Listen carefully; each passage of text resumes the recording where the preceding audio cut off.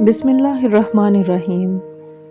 حضرت سلمہ رضی اللہ تعالیٰ عنہ کے پہلے شوہر ابو سلمہ کا جب انتقال ہوا تو حضرت صلی اللہ علیہ وآلہ وسلم نے حضرت سلمہ رضی اللہ تعالیٰ عنہ کو یہی دعا سکھائی تھی اور فرمایا تھا کہ جس کا نقصان ہو جائے اور یہ دعا پڑھے تو اللہ تعالیٰ اس کو اس چیز سے بہتر عطا فرمائے گا۔ سلمہ رضی اللہ تعالیٰ عنہ فرماتی ہیں کہ میں اپنے دل میں سوچ رہی تھی کہ ابو سلمہ رضی اللہ تعالیٰ عنہ سے بہتر خاوند مجھ کو اور کون سا ملے گا۔ اس واقعے کو ابھی کچھ ہی روز گزرے تھے کہ حضرت صلی اللہ علیہ وآلہ وسلم نے مجھ سے نکاح فرما لیا۔ اس وقت مجھے معلوم ہوا یہ اس دعا کی برکت ہے جس کا ظہور اب ہوا ہے۔